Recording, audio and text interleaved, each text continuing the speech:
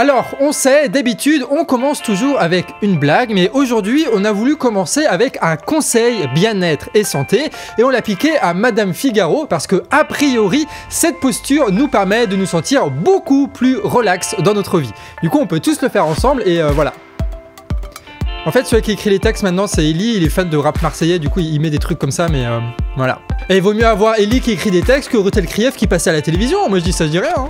Salut à tous, on est sur Actu Réfractaire, on est mardi, il fait froid, et donc on va parler de froid aujourd'hui. Alors, le froid est arrivé, et tu en as certains qui préfèrent, oui, travailler la fenêtre ouverte, alors qu'il y en a d'autres juste à côté, là, qui mettent le chauffage à fond, on a l'impression d'être dans un grille-pain à chaque fois.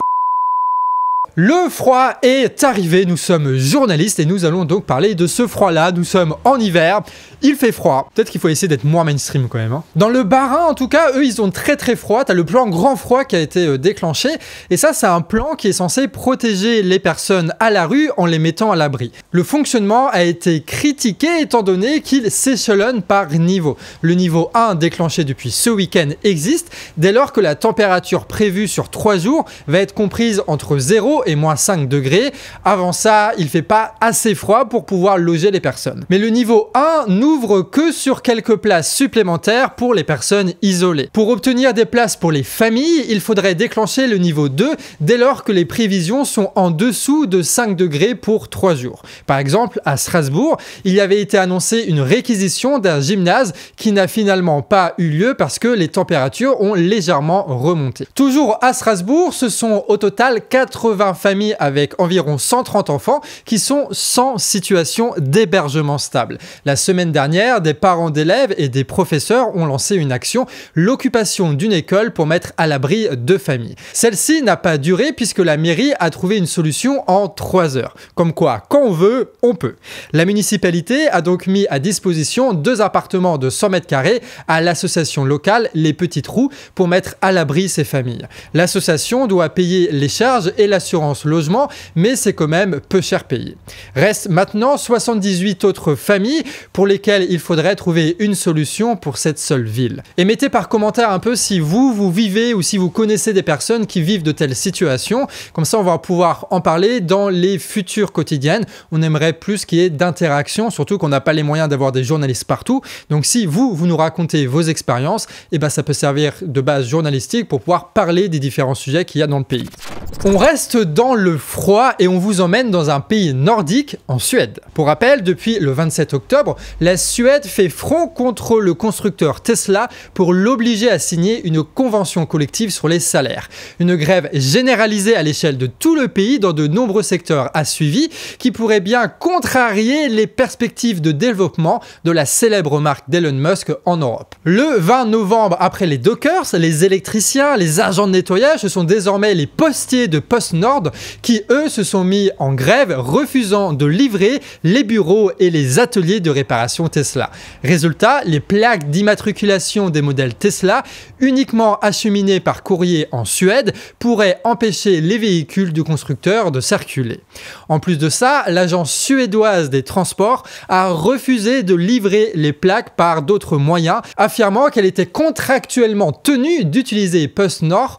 Donc, dans cette fronde contre l'entreprise, le sang d'Elon Musk n'a fait qu'un tour et le voilà en procès contre l'État suédois. Le dernier rebondissement de cette affaire date de lundi, le 27 novembre, quand le tribunal de Stockholm a décidé que l'agence de transport public devrait fournir les plaques à Tesla dans les 7 jours ou payer une amende d'1 million de couronnes suédoises, soit 95 000 €. La grève a encore de beaux jours devant elle, car Tesla pourrait bien se mettre à dos les syndicats des pays voisins. Selon Numérama, les travailleurs de Norvège, de Finlande et du Danemark sont prêts à rejoindre l'action des travailleurs suédois, voire même ceux d'Allemagne en grève depuis novembre à l'usine de Berlin. Donc est-ce qu'on ne serait pas à la veille d'un grand mouvement révolutionnaire ouvrier européen? Eh bah pas du tout, mais vu que c'est Déby qui a écrit cette petite machin, elle voulait qu'on dise ces mots-là. Pour être au courant de la suite, hein, abonnez-vous évidemment à la chaîne Actu Réfractaire. On vous voit, il y a pas mal de personnes qui regardaient sans être abonnés, donc n'hésitez pas, c'est le meilleur moyen de soutenir la chaîne. Si on peut finir l'année à 50 000 abonnés, c'est parfait. Alors les voitures électriques, bon voilà, c'est les voitures électriques et d'après des analyses de journalistes que nous avons fait, ça a besoin d'électricité pour rouler. Et ben bonne nouvelle pour l'industrie de la voiture électrique, le Japon, lui, a inauguré son premier réacteur à fusion. Non pas à fission comme d'habitude, mais à fusion. Bah oui, parce que ce qu'on a en France, nous, c'est l'ancienne technologie entre guillemets.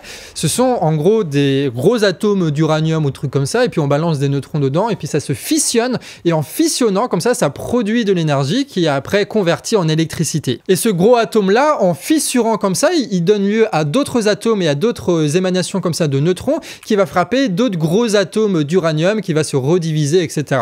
Bon, c'est un peu une version très très simplifiée de ce qui se passe, mais grosso merdo, c'est comme ça que fonctionne la fission nucléaire. Et cette pratique industrielle-là de production électrique, ça a été une révolution, mais ça crée quand même quelques désagréments. Par exemple, les déchets qui sont pas contrôlables et qui sont souvent assez mal gérés, l'extraction de minerais qui est assez polluant, bref, il y a quand même pas mal de contraintes. Et la promesse de la fusion nucléaire, c'est de faire cette réaction en chaîne en fusionnant des atomes de deutérium et de tritium, pas sûr de la prononciation, ce qui va former des atomes d'hélium, de l'énergie et libérer d'autres neutrons pour poursuivre la réaction en chaîne.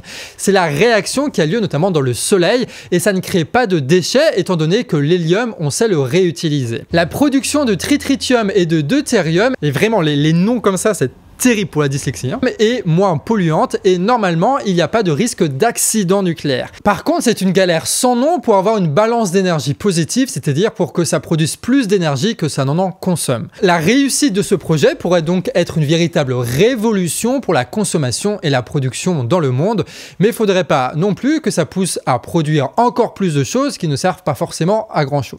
On termine sur une info qui nous vient de nos voisins suisses. Il y a Ellie qui m'a laissé un message en me disant qu'il faut essayer l'accent suisse. Je ne sais pas ce que ça donne l'accent suisse, les gars.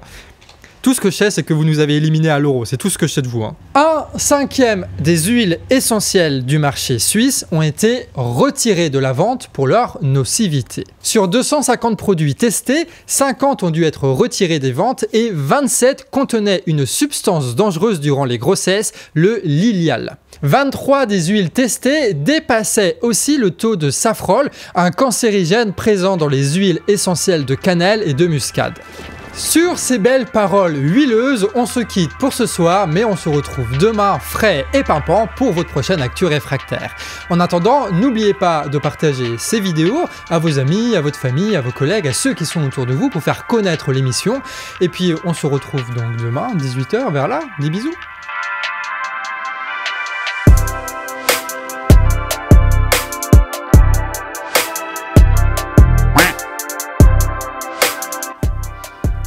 Je sais pas, moi je suis pas plus relax, hein. J'ai juste envie de faire des chansons sur les potes qui m'ont trahi, c'est tout. Hein. C'est bizarre.